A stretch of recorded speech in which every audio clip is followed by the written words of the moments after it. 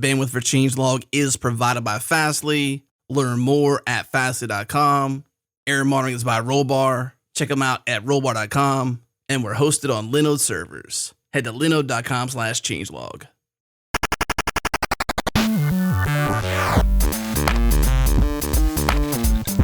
What the? Whoa. Hang on a second. This is not Request for Commits. Okay, kind of. It is. We're rebroadcasting the finale episode of the beloved Request for Commits right here on the Changelog. But don't worry, the Changelog will be back next week with new episodes. And in this final episode of Request for Commits, myself, Jared Santo, Nadia and Mikeal Rogers, we regrouped to discuss this podcast from its start to its finish, the lessons learned, the community impact, and where the conversations around open source sustainability are taking place now and in the future. It's the end of Request for Commits, but the conversations we've had will continue right here on the Changelog. And we also have some guest host appearances for Nadia and Mikeal planned in the near future, so stay tuned to that. All right, let's roll that intro.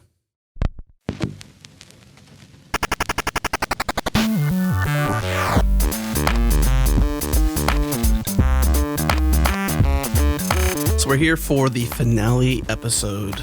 And it's just a bummer to say that, but it's the real thing. The finale episode. Bittersweet. Yeah, a bittersweet. Of this great show. Like, this show began, I don't even know the date, Jared, but like the very first time we talked to Nadia, which you found that, I think, one of her first articles around open source and sustainability and this problem, so to speak. How Nadia stumbled upon the internet's biggest blind spot? Is that what it's called, Nadia? That's what it was. Yeah, something like that. That one caused a splash and caught my eye, and we had you come on the show. For longtime listeners of RFC, y'all probably remember some of this history. But after we had Nadia on the Changelog, had a great time, was a very good show. We kind of kept the door open for you to do your own thing and focus on that conversation around the blind spot and open source infrastructure. I think we even said at the end of that show too, like, Nadia, we'd love to hear you on a podcast having conversations that you're probably having to do these long form essays on Medium. We'd love to hear the behind the scenes of this. And that's essentially the rough recipe we began with. And then you went away for several months. We released the show. It was great. All that good stuff. And you continued on your path. And then I think around 4 or so months later, you came back and you're like, hey, I've evolved this idea. I've talked to my buddy Mikeal, which was also a friend of ours as well. And then we became, this idea for this podcast we're talking about right now. So here we are. It's this will be episode 20 of Request for Commits. A couple of years later, Nadia and Mikeal, we are winding down here and calling this not just the season finale as we've done before, but the series finale of RFC. Tell us about that decision and maybe even the path that the show went down and also that you two have gone down in the last couple of years to bring us to today. I'll let Nadia start because I'm gonna end up showering Nadia with compliments about her stuff. So why don't we? I think it'll work better if you go first. All right, Nadia, you go first. All right. Yeah, I think the decision came kind of in a good way and just talking to Mikeal and both of us realizing that when we started this show a few years ago, and when I originally talked to you folks at Changelog, no one was really thinking or talking about this very much on a broader scale. There were sort of one-off conversations and blog posts and things from open source maintainers about just talking a little bit about the issue of how do we keep a project going, but there wasn't really a much more sustained focus or attention on it. And a couple of years down the line, as we were thinking about what would a season 3 look like, or who else do we want to bring onto the show, kind of feeling like a lot of these stories are out there now, not just on RFC, but all over the place. And we're kind of at a point where sustainability is a little bit more of a given, that it's something really important in open source and it's something people should be paying attention to. I often have this I just think back to early 2016 and how we still had to make a case back then that this stuff was important. I remember having so many conversations with people that were just open source is great and everything is going really well. And,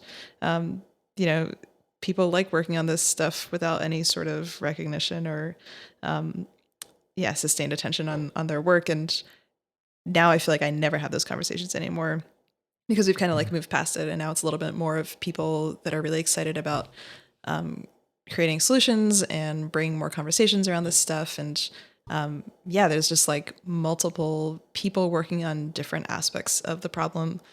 And I think from that perspective, it was sort of like RFC did its job and we got a lot of those interesting conversations going on the show. And now we're sort of like letting it dissolve back into the broader conversation. Okay, Mikeal, shower with praise. Yeah. I mean, don't. So, I mean, I've been in open source for a really, really long time. And I've been trying to talk about sort of GitHub generation open source for quite a while. I mean, I've written about it. I've given talks about it. And still, the moment that I got in front of anybody from an older generation of open source or anybody who can write checks from a company around open source or like any of the kind of institutional support, I was always starting from just kind of point zero, right? And you can't get 5 minutes into one of those conversations without somebody talking about, free software and software freedom or going into, Apache model stuff, or the word meritocracy will get thrown around a lot. And it was just like a constant sort of drag to try to not even re-educate somebody because they think that they already know everything, but literally try to recontextualize like what they're trying to talk about in terms of sustainability with what sustainability looks like in a completely new open source model, like what we're seeing already happen. And after Nadia's work came out, and really like this started to become really obvious as we were sort of recording season 2. So we kind of planned season 2 before this was really kind of taken for granted. But all of that changed. Like everyone that I talk to about sustainability now, not only are we like on the same page and they're looking at it the same way, but we even have like a new vocabulary that we can talk about this kind of stuff in. Like people didn't use the word software infrastructure before. They just didn't speak about it that way. And all of that was really solidified in the work that Nadia did in her paper, Roads and Bridges. And then everybody who sort of added things to that and wanted to continue the sustainability story in new open source would, link back to that and quote it and all that kind of stuff. And now I feel like there's been a very, very big shift in what we look at for open source sustainability and how we talk about it. And the sort of like the making the case stuff, which really felt like part of what we were doing with the show, was like talking to people and getting a lot of their stuff out there. And we're exploring what sustainability looks like with these people, but we're also just trying to, educate the general public that this is just like much more complicated than what we've talked about before. And there's going to be a lot of models and there's a lot of different kinds of people that have different needs.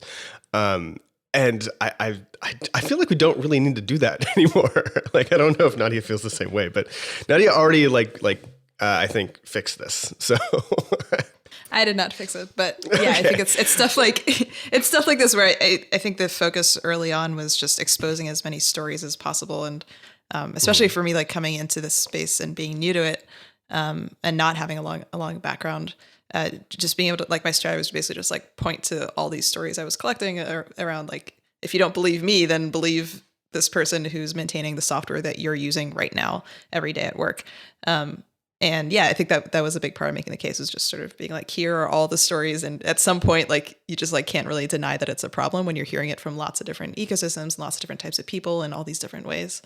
It's interesting too, because like your perspective was from a venture back scenario. And I don't know the full story, but you came from a different angle. You weren't really in software day to day, but you saw this larger problem, and you're like, how is no one talking about this? How is this not on the forefront of people's concerns? Because you've got, I don't know if Heartbleed happened after or before us discovering you and, the work you've done and all that good stuff. Does anybody know when Heartbleed happened? Can you recall the time frame? Right.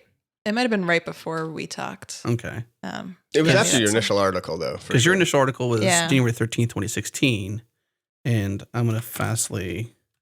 April 2014 was Heartbleed, but... Okay, so a couple years before then.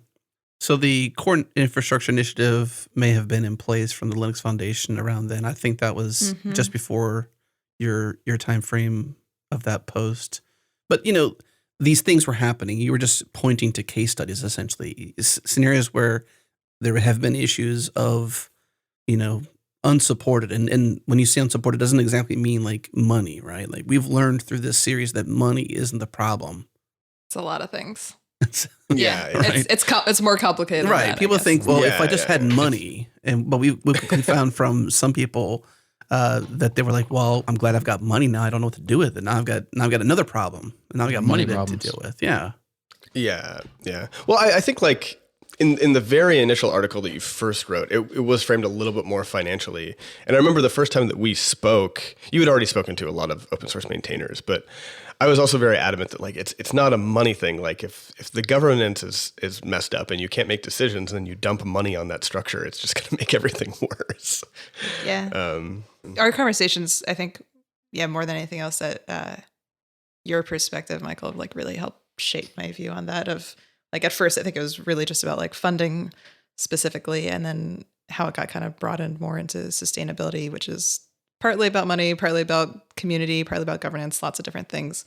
But yeah, I feel like you brought in that really, especially from everything with Node, of just like how important the governance aspect is of thinking about how to structure projects. Can you take us back to maybe that, to some of the topics you covered, or maybe some of the aha moments for you, Nadia, with the first few conversations you had with Mike? I know it was sort of over coffee or lunch or something like that. Like, hey, I've been thinking about this, and obviously the conversations you had. Yeah, man, that was so long ago. The structure around, I remember Michael had this one post, healthy open source. Is that right?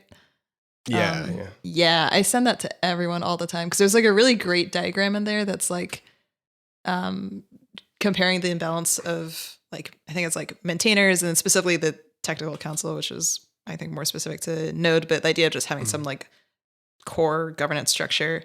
And then you have like your broader subset of contributors and a broader subset of users.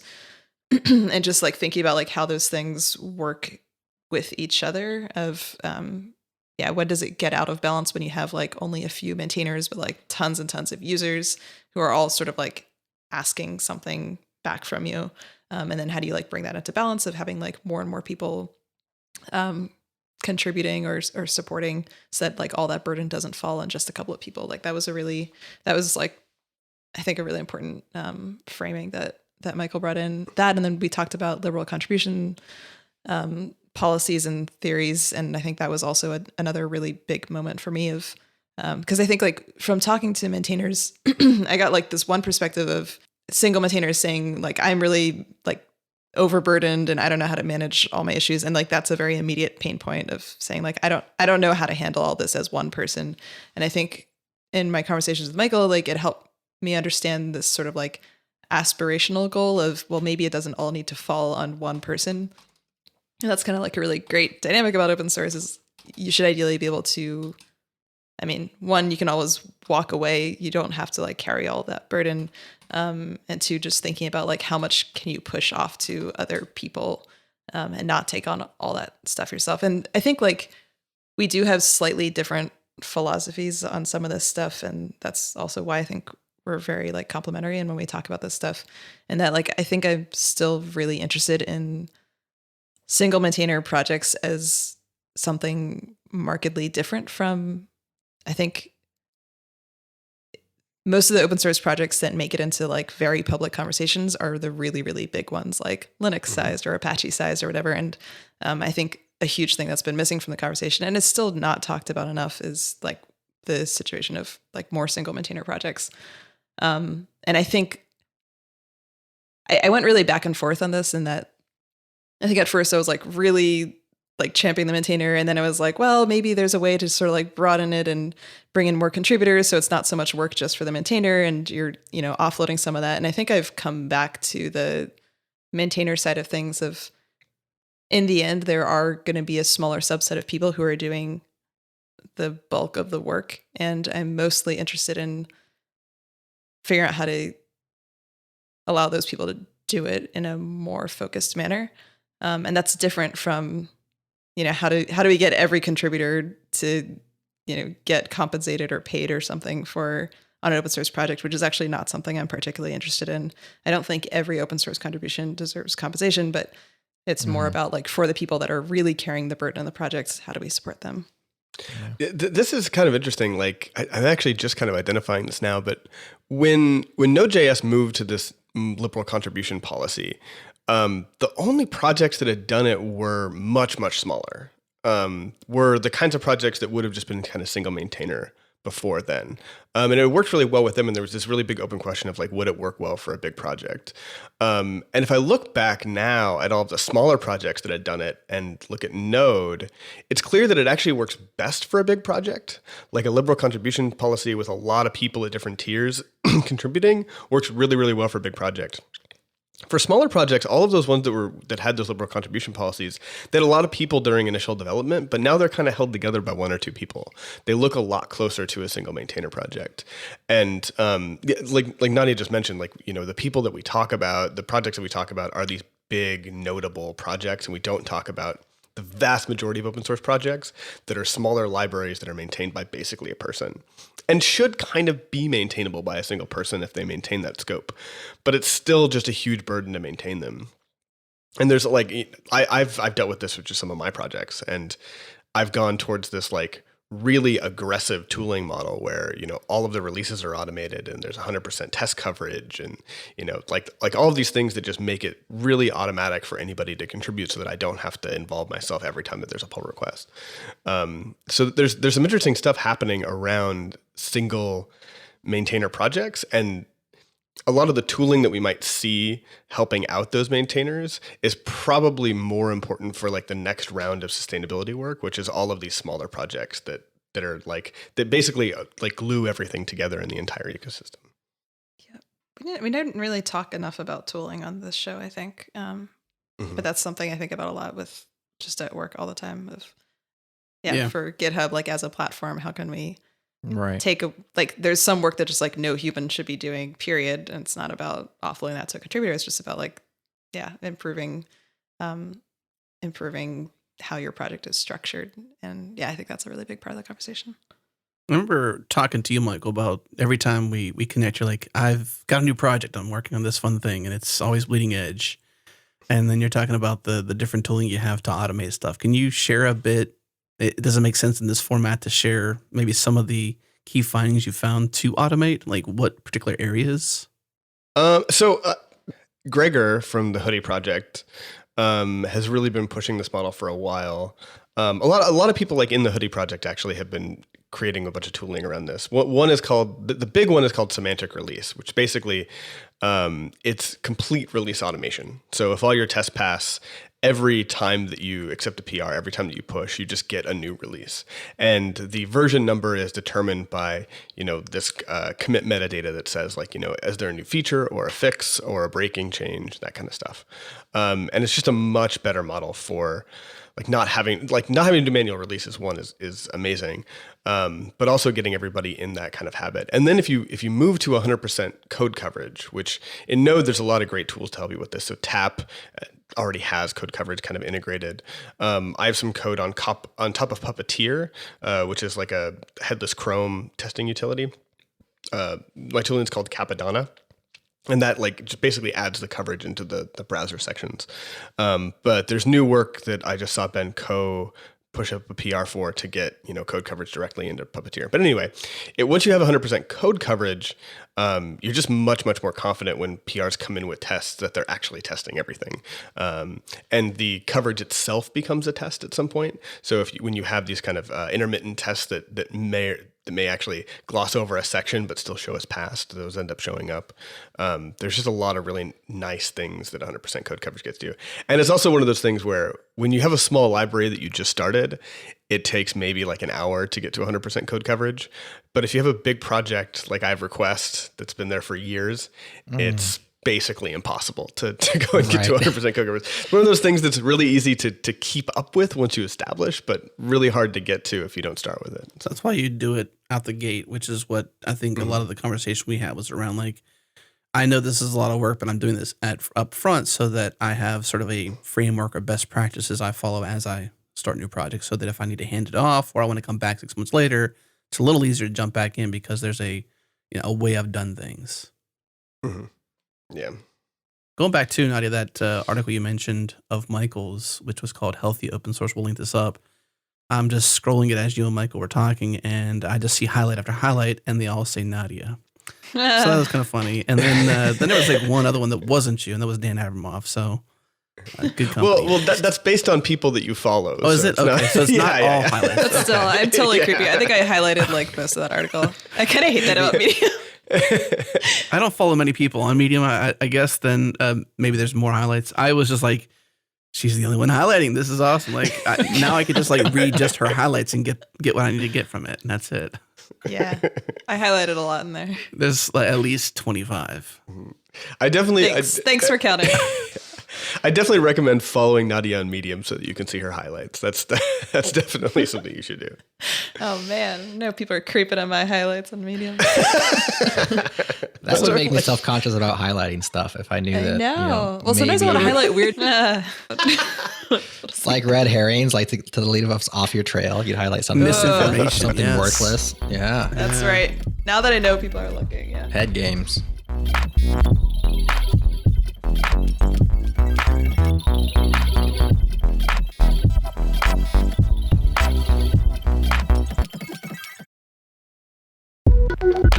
This special episode of the Changelog and Request for Commits is brought to you by our good friends at Rollbar. Move fast and fix things, resolve errors in minutes and deploy with confidence. Head to rollbar.com/changelog, request a demo, get started today. It's loved by developers, trusted by enterprises, and most of all, we use it here at Changelog. Move fast and fix things with Rollbar.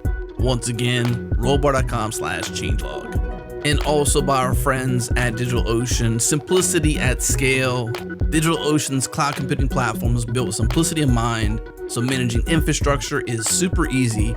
Whether your business is running one virtual machine or 10,000, DigitalOcean gets out of your way so your teams can build, deploy, scale, all that good stuff way faster and more efficiently than ever before. Sign up and deploy your app in seconds. Head to do.co/changelog. And by the way, using that URL will get you $100 to spend over 60 days. Once again, do.co/changelog.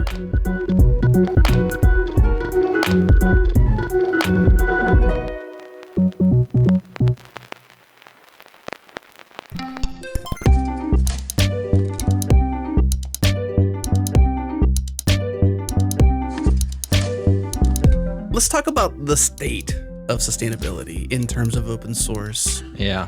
On the show, I know we talked about several ways of like funding it, very diverse ways of funding it, whether it's a grant or a platform or direct contributions, whether it's a project you're funding or a person you're funding. I think, Nadia, you've changed your tune in terms of like focusing on the individual maintainers, you said, to help them focus better. Maybe that's something you can dive into, but can we kind of talk about the various facets maybe we have covered on the show in its past, and maybe some of the ones we haven't covered, and maybe where things are at in terms of like how sustainability is happening? Yeah, I think there's like a couple big areas that kind of come to mind for me, or just things that other people will suggest. One is around community dynamics and I think governance stuff and contribution policies, and how do you structure your project in a way that's really easy for someone to come in. And that leads to another related area, which is stuff like documentation and tooling and automation, and like sort of like what are the required things that you should have in a project, or what's a good like standard way of setting up your project to make it easy for people to come in, even if and just like create as little work as possible for you. So I think all that stuff is a big important part of the sustainability conversation. Diving more into, I guess, funding models or things that have worked money-wise, I think there's a lot of experimentation happening there right now. I think I get a new email about someone trying to tackle something in this space at least once a week right now, which I guess is not super high volume, but it feels like compared to before, it's a lot more.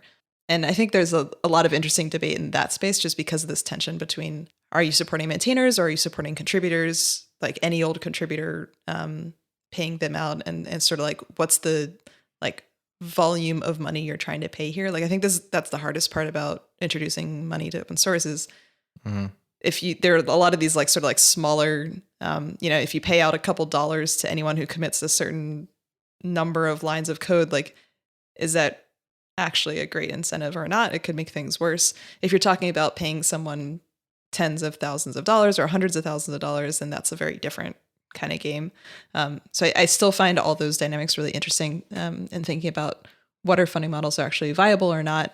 A couple of the, I guess within that, the question is sort of like, well, what are people paying for and what's worth paying for? And I see it break down into people that are sponsoring a project. So it's kind of like more of an open sponsorship visibility kind of thing.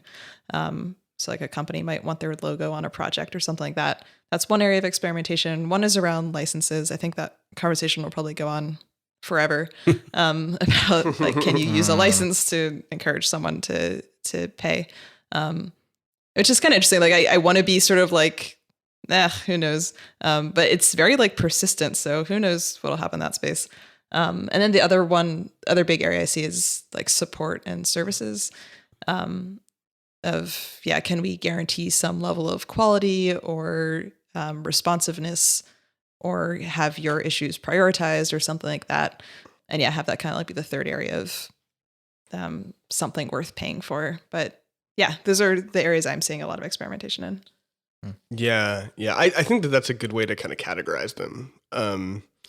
I will say that I've been very, very surprised by both the success and kind of failure cases that we've seen, and also what the reaction of older open source people has been to these experiments.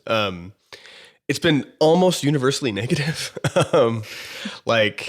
And I have a hard time trying to figure out why they've been so negative about it.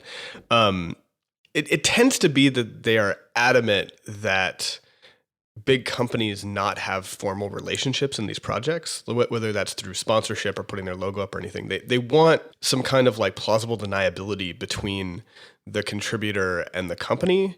The odd thing is that almost universally these people are employed by those big companies. So they have like the most, all of the unofficial relationships and all of the kind of like background influence is really prevalent in all of these older projects and older open source people.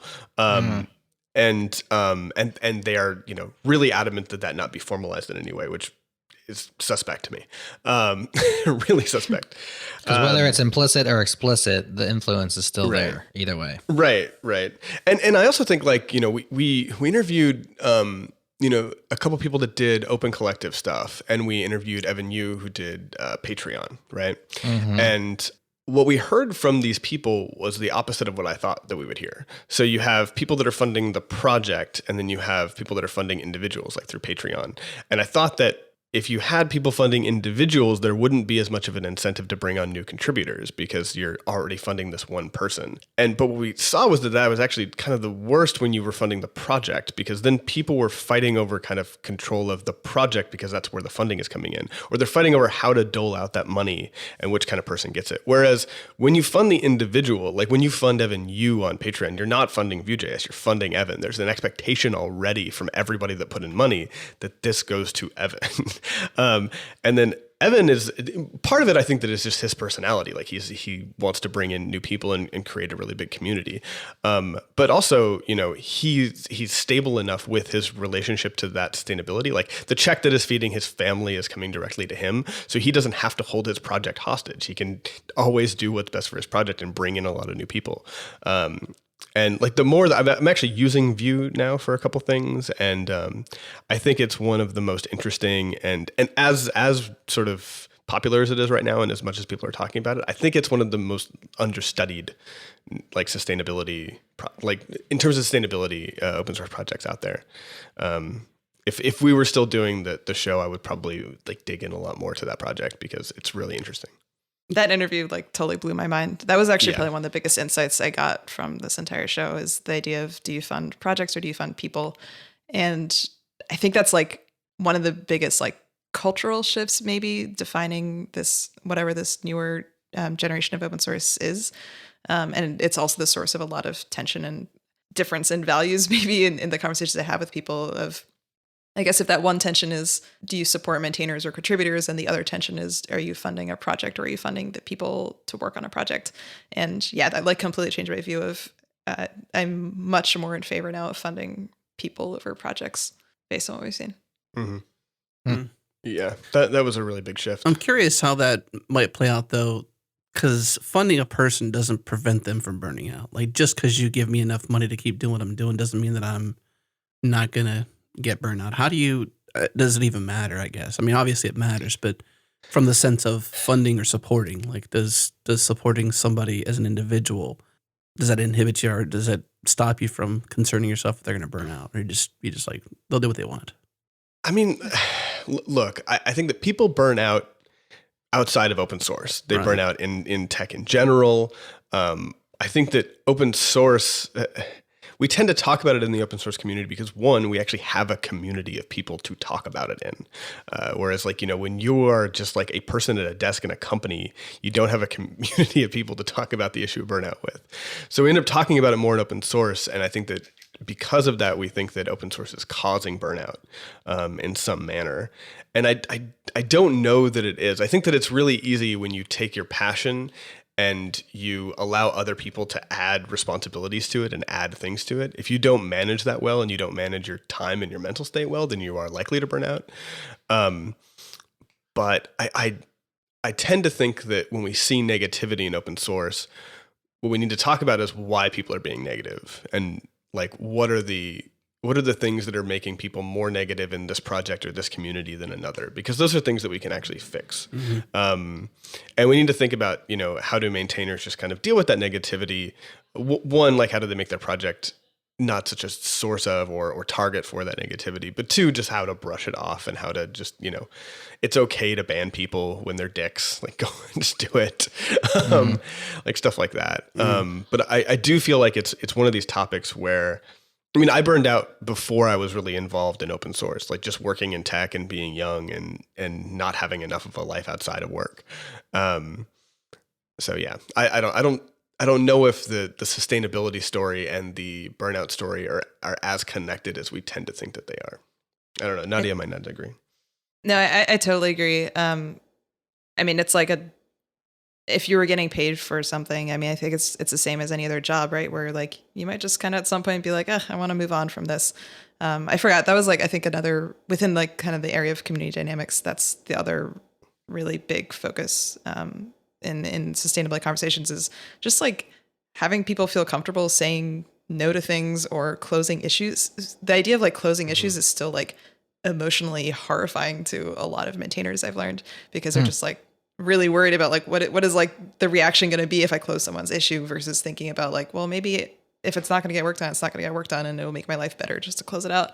But yeah, just sort of like that sense of like being able to like advocate for yourself and say like, I'm going to do what I'm capable of doing versus feeling like you have to bend over backwards to everyone else.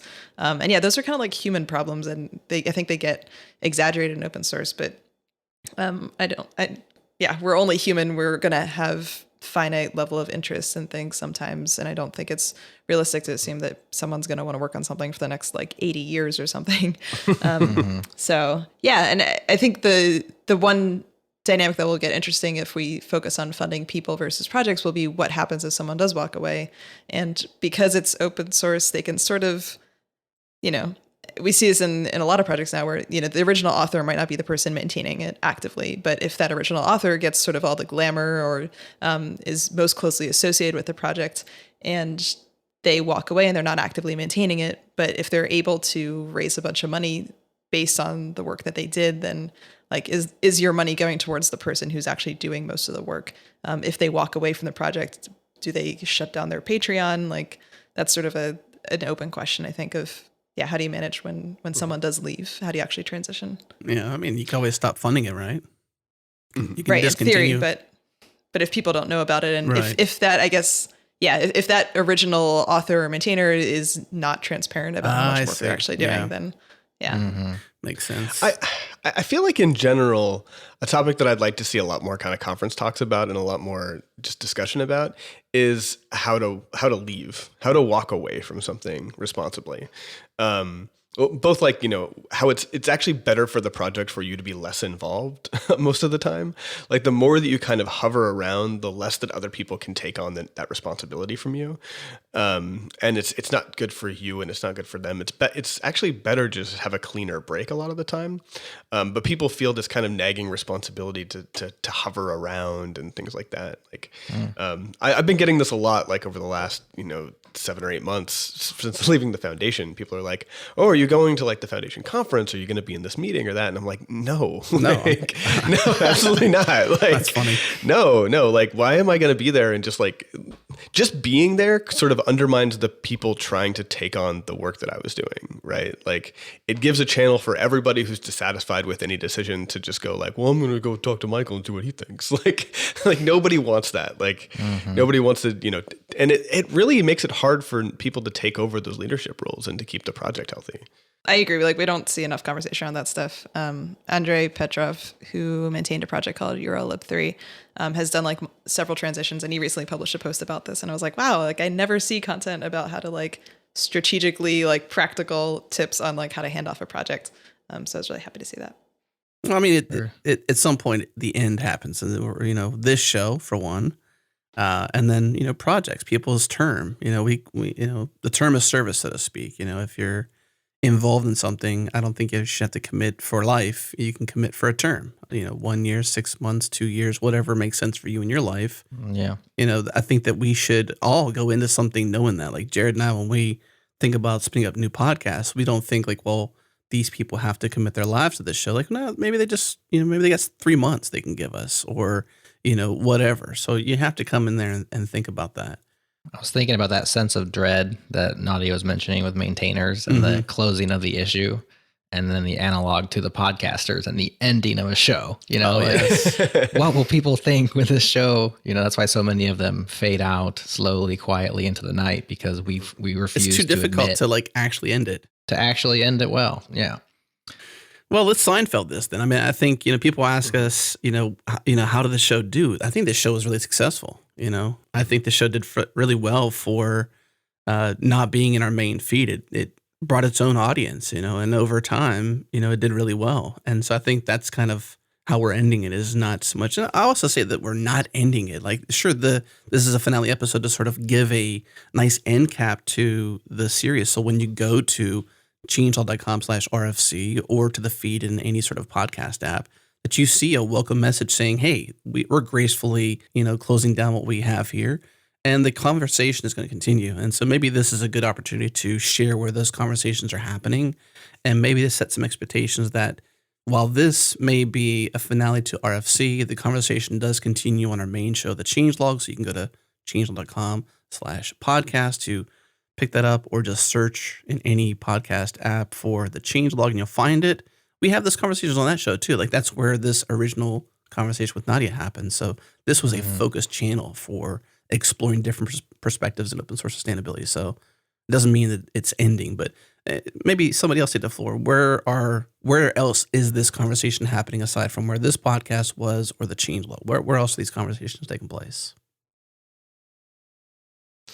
So, I mean, we should plug the Sustain OSS conference, right? Yeah. Like the Open Collective folks put that on together. And the last one was like one of the best events that I've been to, in terms of, I mean, it was like, like an 8-hour, version of RFC with a lot of people in the room that you would want to have as guests, right? Where, I mean, it was a really, really good group of people, and we got to talk about a lot of really, really good stuff. And it wasn't, my worry with it was always that it was going to be too prescriptive, but it really wasn't. It was about everybody talking about the things that have worked for them and why. And so that's a way to kind of learn and to create a lot of new leaders in open source. Yep, definitely. Sustain OSS. GitHub also does an event series called Maintainerati, which is maintainers getting together to talk about sort of their shared challenges and things that they're facing. So that's another good channel if you're a maintainer. Also, Nadia's Medium Highlights is another place that this conversation continues. Plus some weird stuff thrown in there, but yeah.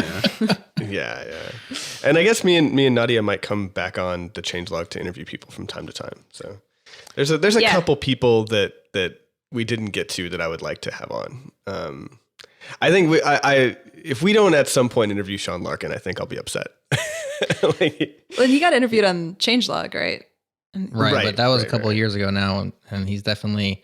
Things have changed. We did talk about, I think they had just launched their Open Collective, and it was getting steam, but it's the kind of, I mean, Webpack is a standout project in many ways and different than other projects in many ways as well.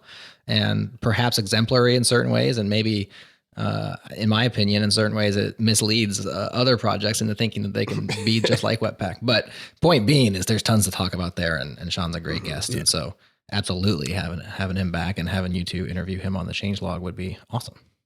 We don't just we have several guests back several times. I think Mike Perrin was the first 4-time guest. Yep. But we've had guests back, and it's great. Like we'll talk to them a year later. We'll catch back up. We'll see them on the next release or the next major release or something that's pinnacle in the project's change, whether it's, new maintainers or new direction or a conference finally or something, who knows? But we welcome the revisits. Those are actually sometimes a lot more fun. Like we just this Friday we're going to release a show with David Heinemeier Hansen on Stimulus, and we've talked to him before about 10 plus years of Rails. That didn't mean we couldn't have him back on. So the second time around, I know I was a bit more comfortable because I felt like David's a buddy now versus like, ooh, DHH. Anyways, let's end by saying thanks. I mean, I know personally, I've personally benefited from, knowing both of you and then playing, the behind the scenes role I personally have in this show's creation and execution and production. So it's been a lot of fun to coordinate things with you all, but at the same time, take a backseat to the content. And you two totally drove this thing. And Mike, I know you'll compliment Nadia, but, and you'll back me up at least on this. Your prior show notes are amazing. They should be published on their own. Although I know they're not exactly public kind of stuff, not that they're bad or good, just it's not a cohesive end-to-end document. It's just, for people like us, it really makes a lot of sense. So those are really appreciated. So I learned a lot of stuff from both of you, but all that to say, thank you so much for, working with us and caring about a community so much to put your time and effort into it. And then obviously to come back on as a finale to give a nice ending to a show like this. So thank you very much. Thanks.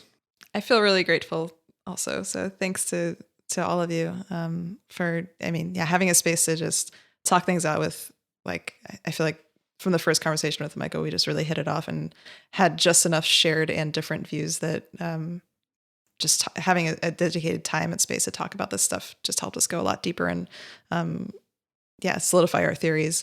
And just like, I think I told you guys this, like I think Changelog was the first podcast interview I ever did. I also never listened to podcasts ever. And now coming out of RFC, not only did I actually listen to a couple of RFC episodes myself, but I'm like actually really into podcasts. So the experience of even like recording a podcast was just a really great meta experience too of being like, wow, this is a really great format for just hearing people's stories, exploring with someone else. So yeah, you're totally converted me to podcasts, which is pretty great. That's awesome. I would just echo what everybody's saying. So I will say, no, nothing for me. Thanks for everybody. This was an awesome show. And I'm looking forward to these kinds of conversations continuing on the Changelog. Yeah. This is not the end. This is just the beginning of something else. And to the listeners out there who've listened to this, since the beginning, thank you so much for your kind thoughts and, your time and your attention means the world to us. So we really thank you for that. And go maintainers. Thank you. All right. Thank you for tuning in to this special episode of the Changelog and the finale of Request for Commits. We love that show. It was so much fun work with Nadia and Mikeal over the years to produce that show. And it was a blast. And just like with Nadia and Mikeal in this show, Request for Commits, we love to entertain some really awesome ideas. So if you've just started a podcast or you want to start a really awesome podcast and you're truly committed to working with us to create some really awesome content, get in touch. We'd love to hear your idea. Email us at editors@changelog.com. Reach out, say hello. Thank you to our sponsors, Rollbar and DigitalOcean. And of course, bandwidth for Changelog is provided by Fastly. Learn more at fastly.com. We move fast and fix things because of Rollbar. Check them out at rollbar.com. And changelog.com is hosted on Linode cloud servers. Head to linode.com/changelog. Check them out. Support this show. This show is hosted by myself, Adam Stakoviak, and Jared Santo. Our music is produced by Breakmaster Cylinder. And you can find more shows just like this at changelog.com or on Overcast or Apple Podcast or wherever you get your podcasts. Go there, search for the Changelog, and subscribe. That's it. It's done. We'll see you next week.